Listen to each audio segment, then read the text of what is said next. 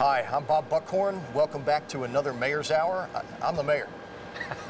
At least I was about 5 minutes ago, so it's Believe me, you still are. Some days I wonder, Jack. You've scored the big one here in this past month. Well, yeah, it's been a good month for Tampa. The Riverwalk, yeah. that is so huge that you got all of the money needed to finish the Riverwalk. Yeah, I am very, very thankful to the Obama administration and our congressional delegation. They worked hard to help us. We spent a lot of time working on this. This is the culmination of the dream of 5 mayors. Starting with Billy Poe. I mean, you remember when people used to buy planks? Yeah. And have their names on the planks, and that was the beginning of the Riverwalk. And that was the beginning of the raising the money, and you've had the private fundraising that's gone on for so long, and so many people put a lot of time into it, but just like that, boom, it's finished. And I really didn't think I'd see it finished in my lifetime. Well, I made a commitment when I became the mayor that I was going to find a way to get it done. Well, you did. And so we put a lot of energy and a lot of political capital into getting it done, and it's going to be great for Tampa. It's going to change the face of downtown Tampa. Oh, absolutely. And what an epicenter that's going to be for all kinds of events, things happening, and a connector for so many parts of town. Yep. People are going to discover West Tampa. Absolutely, absolutely. Well, we're here with another, what was a pivotal event for this community. And that was when NOAA, which are affectionately referred to as the Hurricane Hunters, relocated to Tampa, Florida. You'll remember, Jack, when MacDill was on the base closure list. Yes, indeed. We were this far away from being closed, and I was lucky enough to be involved in that effort, and I can remember literally the day we struck the deal with the Commerce Department that owns all these aircraft, because the Air Force had pulled out. The Air Force were going to close this base and walk away, and we were able to get NOAA to come down here and take ownership of this base, which allowed us to buy some time until we can get the Air Force to come back in and pay for the maintenance and operation. This space would have been closed had it not been for NOAA. I wasn't aware of that. And I remember when the whole thing unfolded, you and Sam Gibbons and Sandy Friedman. And so many other people were involved in trying to keep this thing. But I wasn't aware of the NOAA involvement in saving it. And just think, though, I mean, now it's, again, I hate to use the word epicenter again, but it is of military operations in Europe and Middle East and Africa. And I mean, this is the place where everything's happening. It's SOCOM of all things. Absolutely. Too. So when you think about MacDill Air Force Base and you think about what we are today, remember to say thank you to NOAA, because we wouldn't be here without the men and women who fly these Hurricane Hunters. They save MacDill and they save our lives every year. We're going to be right back with the commander of NOAA, the National Oceanic and Atmospheric Administration. He's going to talk to us a little bit about what it means to fly these aircraft into hurricanes, what they do. Stay with us. You're going to love this. We're going to get up in one of these aircrafts and see what's on the inside. Yes. I'm already feeling a little queasy, but stay with us. We'll be right back.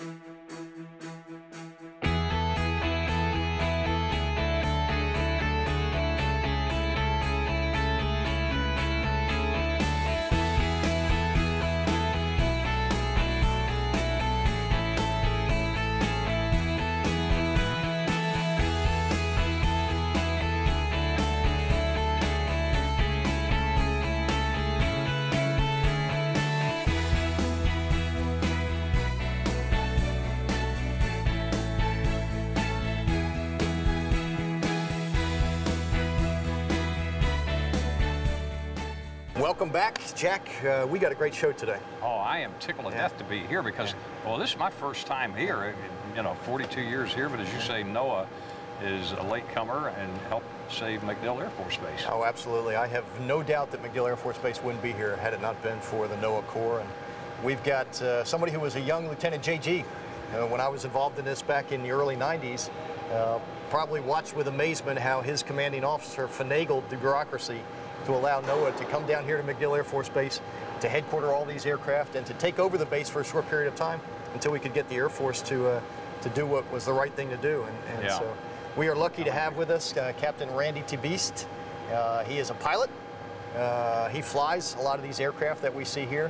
He's going to tell us a little bit about what the NOAA mission is, what exactly NOAA means, what do they do during hurricane season, and we're heading into hurricane season right now, which is why I wanted to do this show. Yeah. They play an important role because getting that advance notice telling us where the storm is headed, what the dimensions of the storm are, what the velocity of the storm are. It's critical for us in order to make that decision as to when to evacuate and what to prepare for. So, Captain, it's great to see you. Thanks for being here. You bet, sir. Tell us what you do. Well, I'm the commanding officer of the Aircraft Operations Center with NOAA, but NOAA is a much bigger agency. We're just a small part of it. But our main mission here is obviously the hurricane reconnaissance and research. We use the P3s and the G4 jet to perform that mission. Then we also have a lot of other aircraft that support other parts of NOAA's mission as well. Now, is this a P3 behind us? Yes, it is. Okay. Yes, it is. Now, P3 that's Orion. the one you fly into the, I mean, this is the thing about pilots normally do everything they can to avoid storms. These guys look for the middle of it, go into it. It truly was a paradigm shift when I came here and started to do that mission. You're right, most pilots learn to deviate for obvious reasons from severe weather. No, for obvious reasons. That's the key phrase in there. Normally, you don't want to be anywhere near a storm, right? No, sir. These storms can tear the wings off these aircraft. We've learned where those critical parts of the storm are, and know to avoid certainly those parts. And we know how to fly this mission within the envelope of this sturdy aircraft. But that's taken a long time to learn those things, and we've been doing this for decades. So we got a lot of corporate knowledge amongst our ranks. So. We've had news people who have gone up with you before. I mean, and a lot of people think those guys are crazy because they don't have to as part of their job, but they do. And I know in the past Roger Shulman and Evan Brown and some of these other guys, and they come back and they got stories on top of stories. Yeah, but they look the color of your shirt. And they know I didn't want to go. They knew I didn't want to go. That's right, because I am basically no. I would like to, but I'm. Fortunately, I haven't gotten that demented yet that I'm going to do it. Yeah, your wife Joy is not going to let you go into a hurricane unless you get that insurance policy and up that up. Finish it all up a little bit, and then now you can go. But is it become like a routine thing when you do it? I know it's not routine because it's so different, but I mean the fact that you do it so often now. It's not routine, and I think that's why we have very little turnover here. For very little applications to join. Could be that as well, but yeah, every storm we fly into is just a little bit different character. You're never exactly sure how it's going to turn out, but a lot of times, if it's a well-developed storm, you get inside and it's just a beautiful scene that you can't imagine. Clear sky above. In the eye. Yes, sir. And the stadium effect eye wall around you, and it's something that you just don't get the opportunity to see very often, and very few people have had that opportunity. So that's what keeps us coming back every time, and that's why I think a lot of folks that ride with us and get that opportunity enjoy that moment. What are the other aircraft here? What all operations do they perform? NOAA is a very diverse agency. It's National Weather Service, of course, is part of NOAA, but we also have the National Ocean Service, National Marine Fisheries Service, Office of Oceanic and Atmospheric Research, and NESDIS, which is our satellite service. So, like our administrator likes to say, our operating area starts at the sea floor and goes to the surface of the sun. So we have a lot of responsibilities in terms of the environment and stewardship of the environment and knowing the processes that create weather and all the things that affect us every day. So in order to handle some of those airborne requirements that those various parts of NOAA have, we have a very diverse fleet of aircraft, from small twin-engine aircraft to the 4-engine P3 to our Gulfstream jet. So as we head into storm season, what do you anticipate? When you get the call to go, tell us what happens. Walk us through that process. We usually have a little bit, hurricanes themselves don't move very fast, typically 15 to 30 miles per hour, depending on the storm. So we have a little bit of advance notice. We typically know a day beforehand that we're going to launch the following day. That gives us time to prepare, to set our crews, and prepare the mission depending on what it is. If it's got a specific research requirement, we might have to put in another instrument, but that gives us time to prepare. We're able to launch. We typically launch when a storm is several hours of transit time away. We don't want our planes on the ground anywhere near any hazardous weather, so we have to launch away from that. That may require us to deploy down to like St. Croix or Puerto Rico or Barbados, depending on where that storm is, and we'll fly a couple days out of there, and then get into the storm, spend several hours in the storm, get some research and observations, that go directly to the forecasters in many cases, and then be able to go back and land typically where we took off from. So do you fly through the storm? Do you fly in the same counterclockwise motion? I mean, what is it? We fly right through the storm. The object there is to really get into the eye and find out where the zero wind, lowest pressure of that storm is, because that's what the forecasters are tracking. And you can't get that from a satellite. And we liken this to the difference between an X-ray and a biopsy. Right. An X-ray would be the satellite picture, and then a biopsy is us going in and getting a little bit more detail on both where the center of the storm is and then the makeup of the eye wall as well, and some of the processes that are going on there, so that we can better forecast these events in the future. I'm guessing if you're sitting around having a couple of beers with your buds or a couple of Cokes or whatever it might be, that you got some horrific stories to tell. It is a unique career. And yes, you're there to do that. It is a unique career in that aspect. It's it's like I said, it's a very small community of folks that have had the opportunity to do that, and I cherish a lot of that, those moments that I've had throughout my career. And what's the worst that's happened? I mean, from the standpoint of danger, or from the standpoint of where you were really concerned that you weren't going to get that thing out of it? Typically we've had a couple instances, not personally with me, but very few instances where we've been really concerned that we were going to get out of the storm. It's always cautious anticipation when going into the storm, but the P3 is a mighty airplane. It's got a lot of redundancy built into it, and we take advantage of all of that. So there have been, like I said, there have been times where we've had a few things go wrong at the wrong time, and we've learned from those instances. But really, I don't have any instances where I was afraid I wasn't coming back. That would just seem I don't think I would. Natural.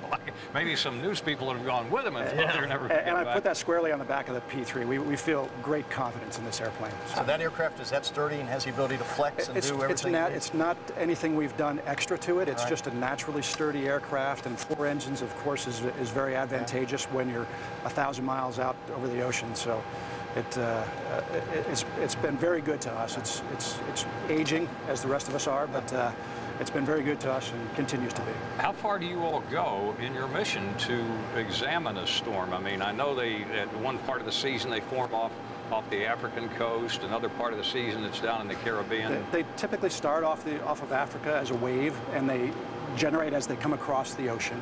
Yeah. We start to look and be more concerned with it when we realize that it's going to affect our nation. That's our responsibility, is forecasting events that will affect the citizens of this nation. So when it starts to look like it might have an effect or even make landfall, we start to focus on it, and that becomes one of the storms that we might fly on. So when they say, like this year, it was a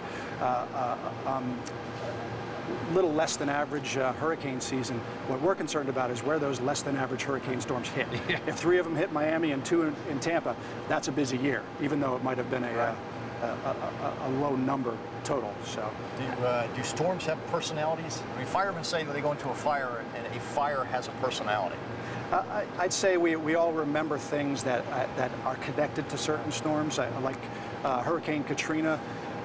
That was obviously a Cat 5 storm at one point, and then came ashore as a Category 3 storm. But I remember that storm, a very poignant moment in my experience with that storm was flying through it near the point where it was making landfall. It was about the last mission we did, and what I remember from that was thinking, hey, this is a great job, great storm, I love doing this. And then the air traffic controllers came on and said, the levee's just breached. Yeah.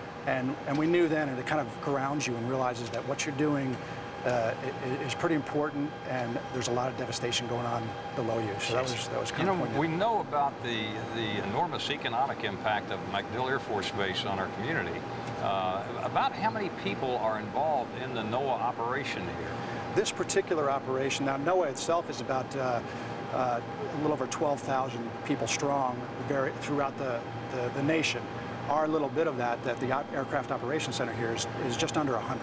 So that's flight crews, engineers, technicians, all the administrative folks. So it's, we're pretty lean here compared to a lot of organizations. Everybody wears 2 hats. If you're an engineer, you may be an engineer and you're also an in-flight technician. If you're a pilot and you're also doing another ground job. So everybody kind of wears a couple hats here. Randy, we're going to throw to a video right now, and then we're going to get a chance to go up and see the P3, and you're going to explain to us where the air sickness bags are. Because Jack and I just being up there may feel compelled to. We got to go up those steps. Yeah. But we'll be right back. This is really cool. Stay with us.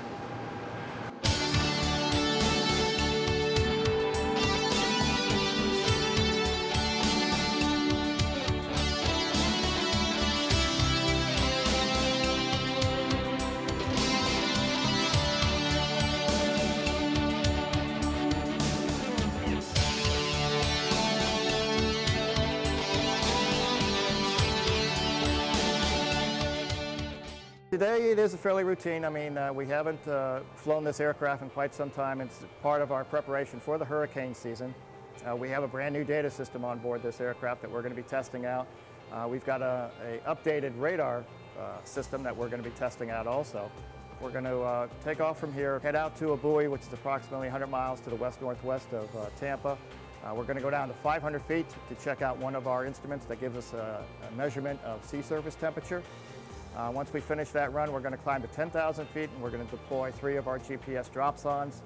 2 of them have been modified, so we're going to see how their performance is. We're going to monitor the data as the son travels down to the ocean. We're going to be sending messages throughout the flight back to the Hurricane Center to make sure our communications with them is working properly, and also that the data we're sending them is accurate. This is a GPS drop-son right here. This is the parachute that's deployed once the son leaves the aircraft. And the chute, as you can see, is a little bit different. It's sort of what I call a balloon chute. It was designed to reduce the shock to the instrument as it left the aircraft. What it measures for us is wind speed, wind direction, air pressure, air temperature, and relative humidity. And we get those measurements twice every second as the device falls down to the ocean surface. We're monitoring it throughout its fall to make sure that the data is accurate. Once the son splashes in the water, the signal terminates, so we lose communication with it. We do have a software program which does a quality control of the data to make sure all of that is okay, and then we format into a uniform message which we send to the Hurricane Center that they evaluate, and then is also sent to the computer models up in Washington, D.C. to make the forecast for the track of the storm. And these aircraft were built by Lockheed back in the 50s and 60s for the Navy to do low-level work in chasing submarines. So when we were getting our other aircraft, our DC-6s were getting up in age, we decided to go to the WP-3 Orion. The aircraft is built for this kind of activity by flying low and slow, which is what you have to do for science sometimes in these types of conditions. Our aircraft are well maintained. They're flown by people who know exactly what they're doing. I have no issues about going into any kind of storm with these aircraft. Certainly our G4 aircraft is not designed to do that. It's to fly at the altitudes between 40 and 45,000 feet away from the storm, deploying GPS drop-sons to get a vertical profile of the atmosphere, which then is put into the models and gives the models data in regions over the ocean, which usually you don't have any data. And this helps in forecasting where the storm is going to go and whether or not it's going to get stronger or weaker as it goes on that track. So I've been on missions where we only went twice into the center of the storm. I've been on other missions where we went 21 times into the center of the storm. It all depends what the objectives are for that day. My dream had always been to be a hurricane forecaster, and I did work with the hurricane forecasters for a few years before coming over to this job in November of '86. But being now in the heart of the storm, sending information back to the Hurricane Center in real time is really something else. And the other thing that's really wonderful about this job is all the places I've been to. We do a lot of weather search all over the world. We don't just do hurricanes. So there have been a number of places like Ireland and Hawaii, Alaska, the Solomon Islands I've been to, and just places I never ever thought I would go to. And that's been one of the great joys of this job.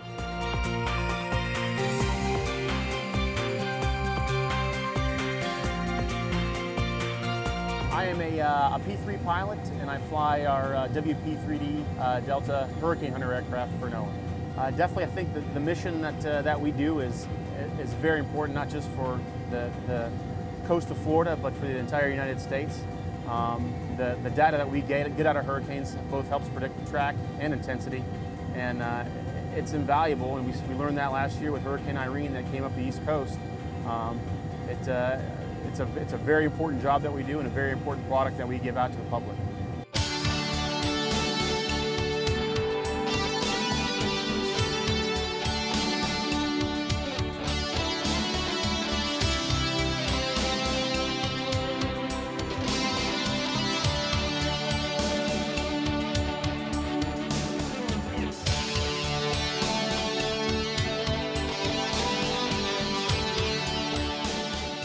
All right, we're back, and as you can see, I'm ready. There was only one of these, and he wasn't going to get it. I'm getting it. The mayor gets it. I'm so nervous already. We haven't even left. We're on the ground, and I'm all ready to go. So. In a hangar, no less. In a hangar, no less. Yeah, with the door wide open. But you know what? When you get in here, this looks dangerous. Everything does. about it looks dangerous. I mean, it's rugged. No doubt. Where's the air sickness bag? We're back. We are actually inside the plane right now. This is a P3. This is one of the Hurricane Hunters. Yep. I have been told that they are named after the Muppets. So Captain, I'm not sure I understand. Most fighter pilots have some macho kind of name. Top Gun, you know, Goose, Razor, Iceman. This plane's name is what? Kermit. Kermit. Kermit the Frog. The frog. The Muppets. Are we politically correct? Is this why what's with the We Kermit did this many stuff? years ago, and our other P3 is Miss Piggy. And then we have Gonzo as our G4 jet. And we really partnered with Jim Henson Productions years ago.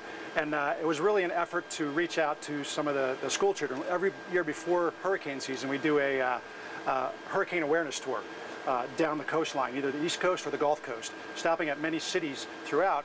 And we bring a lot of school children to there to let them know that the hurricane season is upon us, raise awareness to that, and hopefully they bring it back to their families and talk about having a plan and having supplies ready, things like that. But who first came up with that idea of naming these after Muppets? I mean, I know there had to be a lot of macho people around saying, "What are you talking about?" You know, there's a lot of lore about that, but I know one of the stories I hear is about the other airplane, Miss Piggy. It was heavier than this one for various reasons, and it got kind of a nickname, Miss Piggy, and it stuck.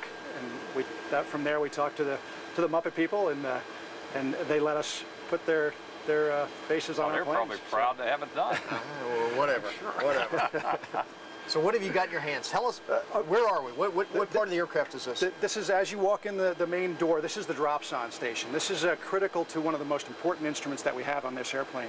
This is a drop wind sonde, or drop sonde as we call it. And it's a cutaway, so it's wrapped in cardboard. So when it hits, it's shot out of the airplane through this tube right here.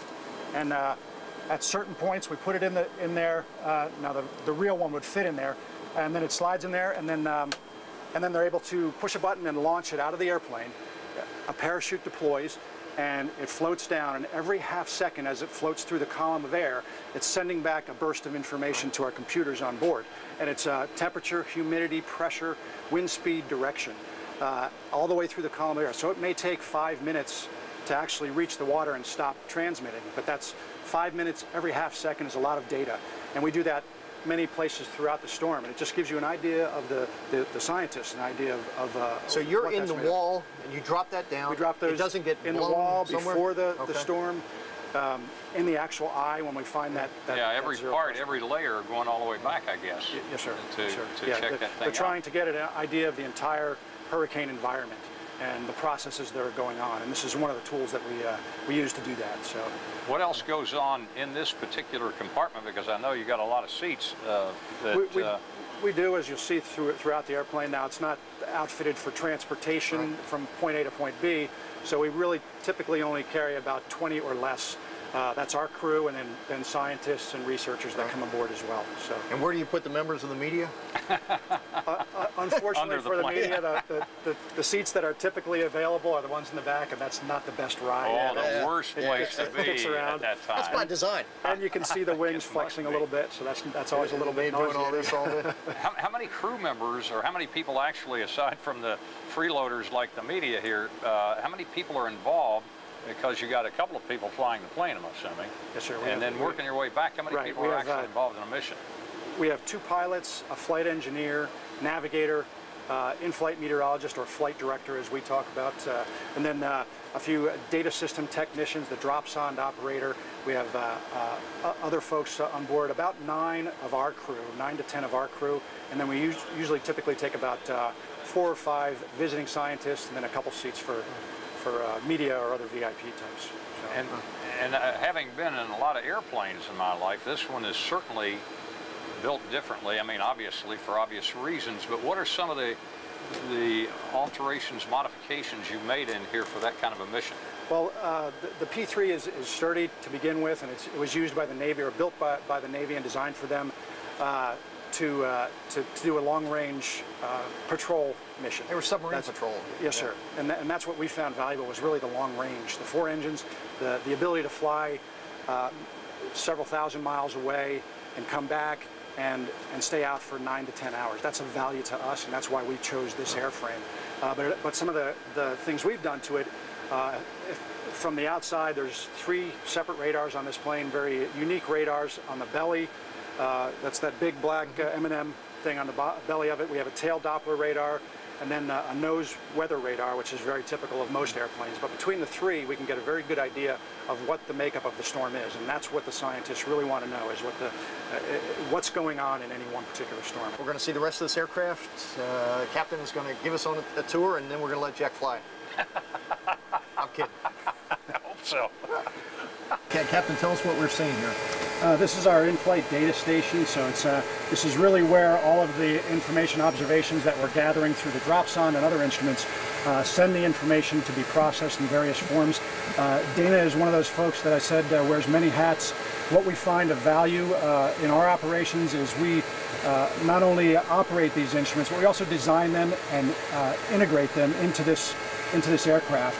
And that's some of the things that Dana would do on a regular basis is working on the instrumentation, making sure it operates properly for our use, then figuring out how to integrate it into this airplane, and then figuring out how to operate it in the airplane.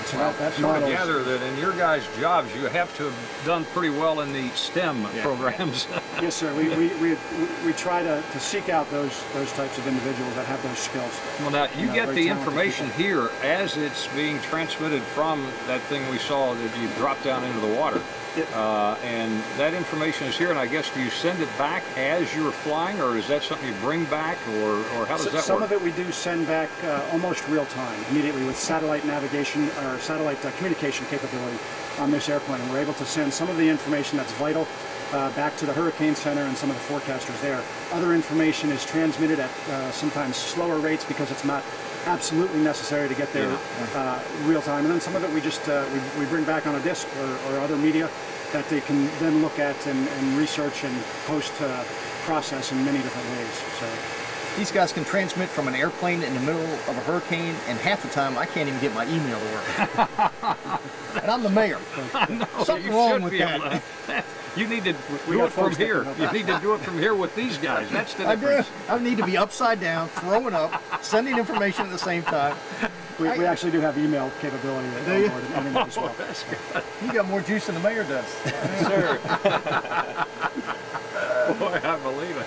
But so this really is phenomenal, and I guess we're going to move into the core of the plane now, or the heart of the plane, where they fly that thing. Oh, I can't wait. Yeah. Well, thanks, Dana. I appreciate what you do. Yep. Nice meeting you. Jack, we are back with probably one of the most important guys in this mission, and that's the meteorologist. He's the one that's going to analyze all the data. He's going to report back to those of us who are relatively safe on landside, telling us what the trends are, what the patterns are, where the hurricane seems to be headed. His name is Paul Flaherty. Flaherty. He's a fine Irishman, which I appreciate. Yes, certainly would. So tell us what you do. Well, it's a pretty busy station or position, as you can imagine. We have several hats that we do wear when we're sitting here flying. We act as a flight meteorologist in the sense that we are doing everything that's related to weather. And of course, when you're flying hurricanes, it's all weather. So not only are we looking at data while we're flying to make sure that our sensors are making sense and the data we're sending back to the real world is making sense, we also have to keep an eye on the weather in the sense of where we have strong radar echoes, and as Captain DeBeats was mentioning earlier, we got to make sure that we don't hit the wrong spots, and that's really what my job is to do, because we can't avoid the weather. We have to get in, so we find the best way possible, which most people would avoid. So I kind of juggle a little bit, and during the severe weather times, I'm basically tied to the radar and calling track changes. And then when I get a little bit of a break, I can make sure I get my weather observations out. I can make sure the data that we're collecting is correct, and make sure the people on the ground are getting it properly. The mayor and I both know a lot of meteorologists around here from channels 8, 10, yeah, 13, you're not as attractive 28. as some of them. That's why I'm here. Now that's his observation. I have radio face. But at what point did they say to you, Paul, we've got a special job for you. You're going to have to ride in airplanes and not only talk about the hurricanes, you're going to have to go into them. Well, you know, I in a sense, volunteered. I applied for it. When I found out that this position opened up, I was actually, in a strange coincidence, I was living in Biloxi, Mississippi at the time. And so this was in 2002 when I applied for this job. I came over about the early part of 2003 and kind of got immersed in 2004 and 2005 hurricane seasons, and followed. I flew Katrina when the day she was named off the coast of Miami. That was one of the big impressions of it. So there's obviously, like every job, there's days you question why you're here, but when we look back at the big picture, especially for a meteorologist, this is a dream job. I'm not only looking from a book and learning about the weather, I'm actually in the weather and flying with the people who are going to be writing those books and writing those studies. So Paul, you are a NOAA civilian. Civilian, okay. So you're a trained meteorologist that happens to be a NOAA civilian. That's correct. Okay. And so when you're sitting here analyzing all this data and looking out the window and seeing everything... Yeah, we still make observations out the window. We still use our eyes as one of our tools. So what does it look like out there when you're in the middle of a hurricane? Well, in the middle of it, it's beautiful. If we get a classic hurricane, it's just, it's almost unimaginable. He says it's beautiful. As a meteorologist, it is. It's a beautiful sight. You hate to think what's going on the ground, which is kind of why we're doing it. We want those people to get out of the way. So we do the crazy stuff so people don't have to deal with that. But as I mentioned, I'm really juggling because we have certain observations that we have to get off the aircraft to get to the Hurricane Center, the emergency managers. And that's one of the amazing things, kind of going back to the last question, is sometimes, you know, we do think of this as a job, which it is, but you get back home and you realize every news weather report that you're seeing out there, they're talking about the data that I just sent off a couple of hours ago. And you start realizing how important it is. So it kind of motivates you the next time you're out here flying, because there's some long days and it's not an easy ride some days. So that sounds like my job. Yeah, really. Probably some similarities, I'm sure. He's flown in a few storms too. Yeah, that's right. Believe me. So when you're cutting through the eye wall, paint for us a picture of a daylight storm, not at night. Okay. What does it look like? Because I envision the Wizard of Oz and things going all around. What does it really look like? We lose visibility much earlier than you'd expect. As we're getting close to the eye wall, we pretty much, our eyes are our radar. And one of the tricky things which people don't realize is... So it's all clouds, it's all it's all clouds, and then in fact it's like a fire hose at one point with the rain, and depending on which way you're going in is the window that you're getting really hit with. But if we're flying directly towards the center of the storm, we can't fly straight. We actually have to fly at about a 30-degree angle, if there's, maybe a little more if the storm's strong. To account for the wind pushing. To account for the wind pushing us. And so, you know, that's one thing. So we are locked on a radar, but I can't imagine that my heading is truly my heading. Right. So I really have to juggle the difference between my heading and my track. So we don't see much, but I watch the weather data and I'm watching the wind direction and wind speed because that tells me I'm in the right location. And then of course, and that's one of the things about with the new pilots is they don't have as much of an issue going into a storm because they don't really see it.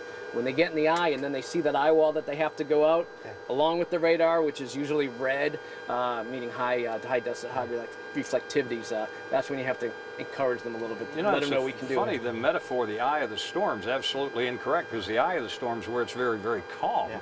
That's correct. The eye is very calm. People tend to use the metaphor as the worst part of a storm, and that's the best part of it. Now, it's not always. There are times like I flew Hurricane Felix, which had an 8-mile wide eye when I flew through. So the shear, it was a Category 5 storm, and the shear between the center of that storm and 4 miles, you know, you're talking about 100 and, I don't remember what it was offhand, but 100 plus, almost 200 mile per hour winds, and to 0 over a very short amount of time. Ooh. So even though it's clear, it's still a little bumpy in there, and sometimes the worst bumps we get are in clear air, not in the dry, and not in the moist air. Paul, real quick as we wrap this up, do you get a lot of, when you drive, are you getting pushed up and down or side to side in these storms? No, both. Both. We know we're going to get the side to sides, but we really want to avoid the ups and the downs is what we really try to avoid.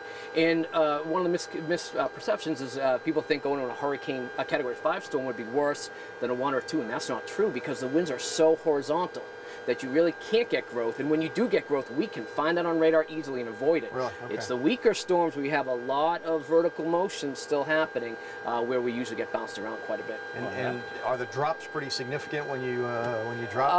I didn't get injured. I floated to the ceiling before when I was in the back of the plane, and that was outside the eye wall. I don't get a lot of chances to take breaks, and we were outside the eye wall, and I had a little bit of a break and ran back and ended up on the ceiling with someone else back there. So it's not always that bad. So I don't mind the slow bumps, but it's really those quick ones that you realize, oh, I have 4 fillings back here. That you realize I didn't like that. So yeah, I used to. So those are the ones you feel a little more. The quick ones. Well, Paul, thanks. Next time you get one of those radar alerts for a hurricane, thank this guy right here. Yeah, this Irishman might be turning green for your benefit. Absolutely. And I'm sure he has a pint of Guinness after when he gets back on the ground. Yeah.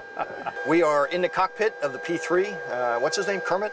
Yes. We're with Kermit. We're with Kermit. We're in Kermit, in the belly of Kermit. More importantly, we're with the captain. He's going to tell us real quick this is what it looks like up front.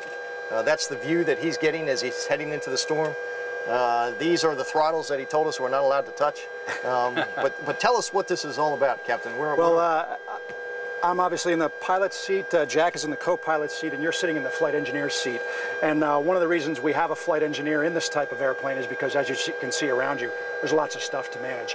Lots of systems, air conditioning, hydraulics, fuel systems, engine instruments.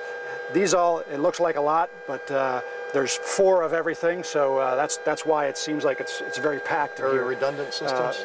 Redundant systems. It's a very mechanical airplane. It's older technology, not quite as much automation as you'd see in a plane that was coming off the line today, but we find value in that. It's nice to know how something works and being able to mechanically fix it in flight if you have to. Paul was telling us about transmitting information to you guys as you're going into there, so I would imagine it takes a whole lot more instrumentation in a plane like this than it would one that's not retrofitted for this kind of mission. Yes, sir. We do have some unique systems in here, communication systems that go to every station, so that we're able to both isolate yet capture everybody's comments. We like to hear what everybody's saying, the researchers included. That drives our mission, so we need to know that information. Of course, we hear that over our headsets through the intercom system. The various other ways of communicating throughout the outside of the airplane, it also includes satellite phone, which most airplanes don't quite have yet, but I'm sure it's becoming more common. But we've had that for quite some time and find a lot of value in that when these other radios are out of range of normal operations. And one of the things you guys do also, that I wouldn't mind doing this part, you do a calibration run or something like that? What is that? That's something we typically do before and after the seasons, and what we're doing is really baselining our instruments. So we might go and fly near one of the weather balloons that is measuring some of the same instrumentation and baseline our instruments so that we know what our starting point is. That's the crux, the foundation of getting good, pure observations that researchers can then use. So we need to know that those are accurate and that our instruments are measuring accurately. Yeah, one of the, we were talking to Paul about, has he ever had real problems in dealing with being back there and being in a storm? And he mentioned one time, what did he say? He got up and went to the back or something, he ended up on the ceiling. You guys here, what kind of experiences do you have up here? I mean, you know what's coming, and we do, and it's a little bit, I guess partly that we're working the whole time, so it keeps our mind off of it. But also it's a pretty good ride up here compared to the tail of the airplane. Yeah, oh yeah. So we get that benefit. Where the media are. Yeah, that's where the media are. That's deservedly so. That's a good thing. It is. The tail tends to kick around. So. Well, we're going to go visit with our friends from the National Weather Service, Brian Lemaire, who's stationed down at Ruskin. We're going to go in front of your G4 over here. Miss Piggy? What's her? Gonzo. Gonzo. Yes, sir. So this is pretty impressive. It is that. I don't envy that view heading into a storm. I don't think I'd want to see that, Jack. Not at all the radar and everything. And I'll be thinking about that the next time we hear about these guys going out into a storm. We'll know what it looks like on the inside. The invitation stands. Yeah, for him. I want to be the mayor for a little while, all right? Sure. All right, we'll be right back. We are back for another segment, Jack, with another weather expert, a guy who is we don't hear from most of the year, but when we do hear from him, we need to pay attention. Well, actually, he's the guy that tells us, too, from day to day, how many showers we're going to get, what chance of rain we got, and all that kind of thing. But I tend to disregard that because they're never right. When it comes to hurricanes, though, yes, I listen then you to pay these attention. Guys. Brian Lamar is with us. He is the chief meteorologist for the National Weather Service, which is based down in Ruskin, Florida. During the storms, he's the go-to guy. The NOAA guys are up in the storm transmitting data. He's the guy who's making sense for us.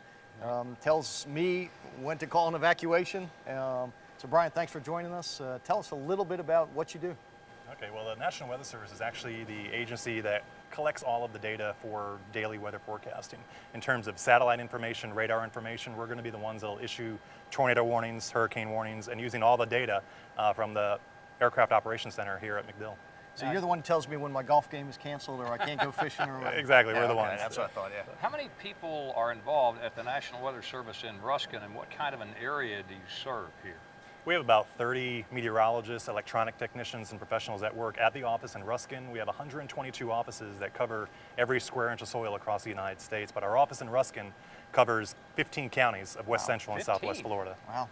And you issue the daily weather forecasts, of course, but when you've got severe weather coming, because I know we called you guys, in fact, the other day I was going to call because we had what looked like it might become severe weather. And but so you do the day-to-day stuff, and then when the big ones come, you kind of have to shift gears. What kind of a change happens when you get into a pattern like that, when you have hurricanes that are approaching Florida or approaching our area? We do. Our day-to-day operations have about 2 to 3 people on around the clock. We're there 24 hours a day, 365 days a year. But when we have hurricanes come our way, or if we expect tornado outbreaks, we're going to pretty much double our staff. We're there working 12-hour shifts during that time period and make sure that the information gets out to the public in order for them to make the decisions they need to protect life. So what types of equipment do you have down there? We've got everything. We have a lot of tools in our toolbox. That's the biggest one right there. I knew that. See, I told you. We basically, our biggest tools in our toolbox are really going to be the Doppler radar, and you may have heard about this thing called Weather Ready Nation, and it's what the National Weather Service is fielding all across the country. And dual pole, which stands for dual polarization, it's a new technology for radar. We installed it earlier this year in Ruskin, and it allows us to see more information in thunderstorms that we've never seen before. So we're able to provide more information to the public. And do the local TV stations have the same type of technology? I hear them all bragging about it in their commercials, but is that accurate? I guess as a government agency, all of our radar information, all of our information that we send out is available to every TV station in the country. They're able to use it, and the strong partnership we have in the media is intense here in the Tampa Bay area because the information we provide, they communicate, and without them, we would not be able to get the information out to the public. Yeah, we have, well, unique weather, to say the least, in this little peninsula down here, given the rest of the country. I mean, I know just enough about weather to be dangerous, but from the standpoint of I want to ask about one thing that I've heard that I remember when Doppler radar first popped up. We'd heard of radar. We're going to show you the radar. All of a sudden it was Doppler radar. What is Doppler? What sets that apart from old radar? It is a difference. We used to have the conventional radar, but in 1995 we actually upgraded across the entire country to Doppler radar. And Doppler really just allows us to see whether or not air is moving towards the radar or away from us. And with that information, we could determine how the air is rotating, if it's rotating, if a tornado is actually going to be developing in a thunderstorm, and we can give advanced lead time to tornado warnings with Doppler radar. I've got a dumb question that I want to ask, and we've discussed this before on the air, and thinking that given the rapid rate of technological advances and everything, do you see a day when we will have the capability to move a storm or shift a hurricane's direction or move it in another direction or away from land or anything like that? I don't think we're really going to see anything in my lifetime in terms of actually moving a storm, but there are companies out there and research in the government and in the private sector about storm modification and storm research. The best thing we're looking at right now is we want to improve hurricane intensity forecast. Our track forecasting has increased dramatically over the years. Our intensity forecasting is improving, and a lot of the research that's going on at MacDill Air Force Base, Aircraft Operations Center, the National Weather Service is allowing us to improve on that forecast for the public. So they'll know where they're coming from. Now I want to bring up something else that's very recent in my lifetime, and that is something we never heard about before. I mean, when I started following hurricanes down here, and it wasn't until maybe a couple of decades ago that we all started looking at La Nina and El Nino. When did they first come on the scene, and what do they really mean? Well, Al Gore invented it. Or was that the internet? That was the internet. Okay.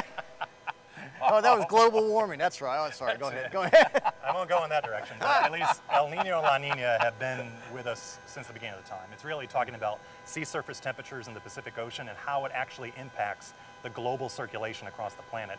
For Florida, what it means, La Nina can actually give us an increase in hurricane activity.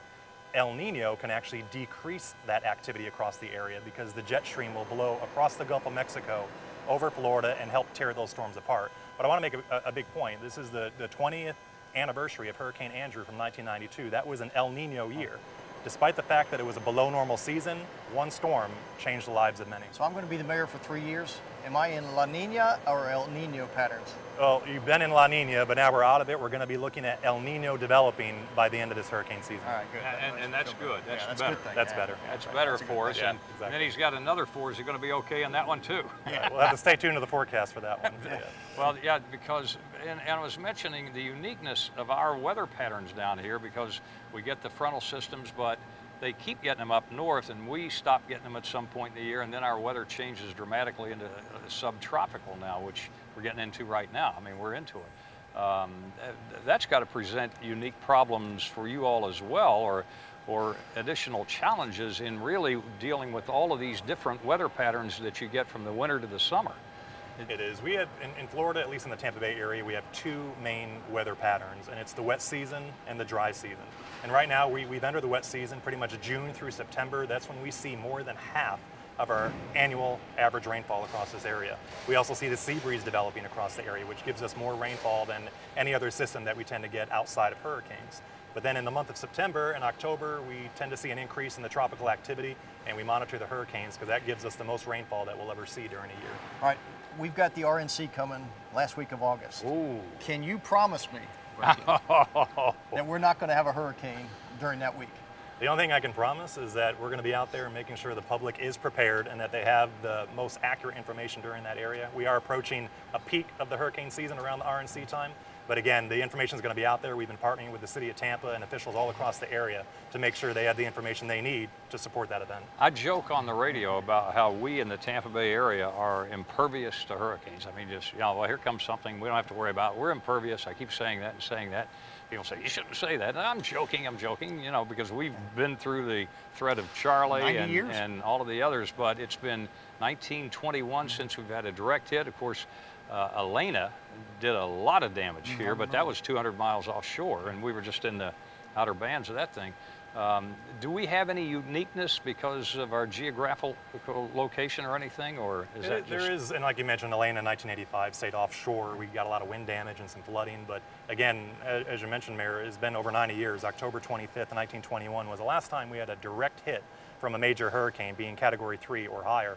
But again, the area of Western Florida, we're definitely not, we're not as prone to other parts of the state in terms of receiving hurricanes as we've seen in the past, but we definitely can get one. It's not a matter of, if, it's definitely a matter of when we can receive one, and that's why we want to make sure that, we're prepared every single year. Yeah, I think, he's talking about the hurricanes during the RNC, which of course, that's something you can't control. Everything else you're trying to control and make it right. And I hate when I can't control things. That really just makes me nervous. But I think they're saying like a 1% chance or something like that. I mean, I think the worst threat there would be probably is if one was approaching somewhere around Florida and people who aren't used to that are down here and get a little antsy about what might be happening. But well, when the protesters get ginned up, just give me a thunderstorm. There you go. Well, you'll definitely probably have that during the month of August. I love it. That's true. That's the way they say to disperse a crowd real quickly. Bring a thunderstorm or something like that. Well, good. We appreciate it. You truly are a lifesaver for a lot of people, and I know a lot of us who have to make those decisions whether to evacuate or not evacuate, for both as our families and for the community. Put a lot of stock in what you say. It's just the rest of the year I don't pay any attention to. But we appreciate it. Exactly. Thanks for what you do. We get your stuff every day. Yeah, use it on the radio. Jack believes it. He uses it on the radio every day. But we appreciate it, and thanks for joining us. Stay with us. We've got a great video coming up of a balloon launch, and it's going to be pretty interesting. So we'll be right back.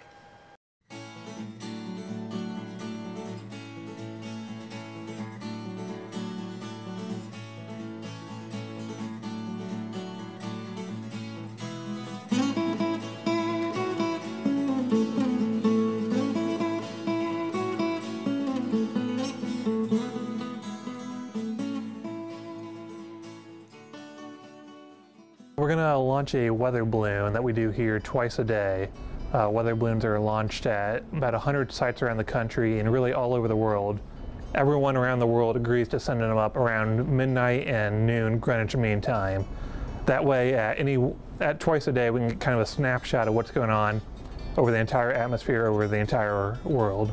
Attached to each balloon is an instrument package that measures temperature, relative humidity, pressure, and has a GPS tracker that can infer the wind speed. I'm going to first prep the instrument package. It comes to us already boxed up. We kind of take it apart and inspect to make sure all the sensors look like they're in working order. Then we'll go outside and we'll inflate the balloon with hydrogen and prepare the train, which below the balloon is a parachute and then about 75 feet of string that we'll then attach the instrument to.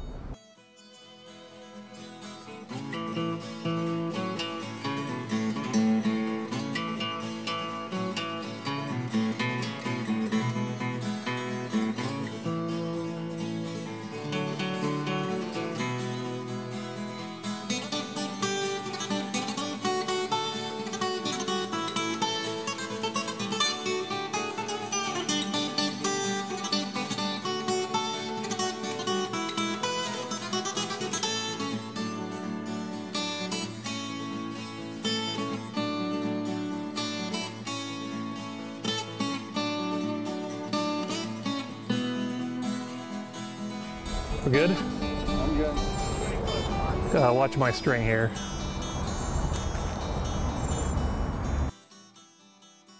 The balloon goes up about 25 miles into the air. It gets to almost the very top of the atmosphere, and as it does, the pressure decreases, so it'll expand from about 6 feet at the surface to about 25 feet across when it explodes.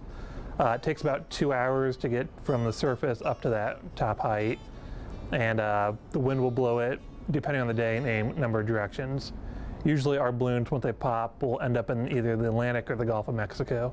It can go up to over 100 miles away, especially when it lands. It could drift even further away from where it bursts at. It sends back data about every 0.2 of a second.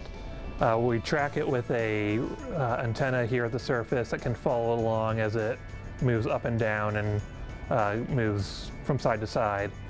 That data will bring in temperature, humidity, pressure, and wind speed and direction. From that, we calculate a lot of other more technical variables. Other than the rain happening right when I wanted to launch, this was a pretty smooth release. We're trying to sample everything from what's happening on the ground to what's happening each level of the atmosphere up to the very top. I'll continue to monitor the data over the next couple hours as it goes up each level through the atmosphere. Once it's finished, I'll send the data off to a couple agencies. One of them, the National Center for Environmental Prediction.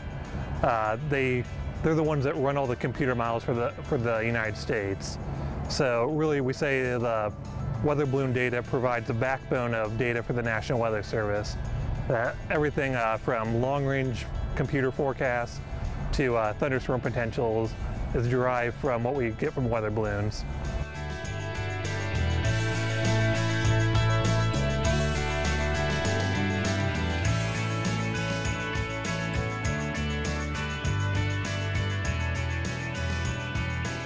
Jack, I think this is one of the coolest shows that we have done over the last year. I looked forward to it, and I certainly wasn't disappointed. It's amazing to see how all of this operates. It really is, and we sort of take it for granted.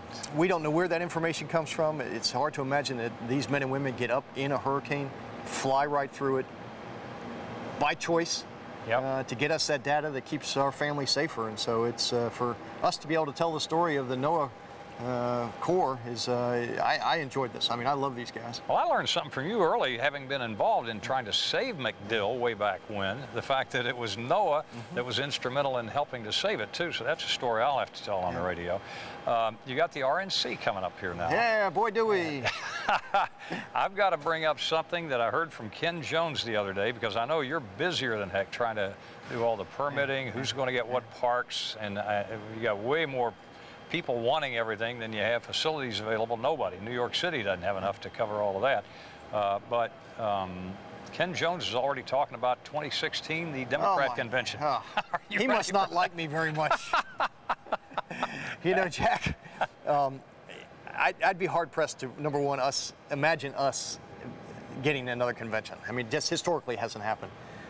This is the biggest lift that Tampa has ever undertaken. Oh, it's fantastic. But you know, I look at the competitors really for the Democratic National Convention in 2016. I'm thinking, where do you want to go? Newark or you know, other places as exciting as Newark, or would you rather be in the Tampa Bay area? But that aside, I'll let you know in September whether I want to do this again. Well, that's true. You might make the decision after that. Yeah, I may say, never again. But it just grows and grows, and the more that happens politically, the more focus. Absolutely. That the attention that's going to be on here, and people are really going to be watching it. You know, picking the vice president, what are they going to do? Who's going to do the big speech and that kind of thing? And it really is going to focus so much attention here. Well, every story that they do always ends with the road to Tampa.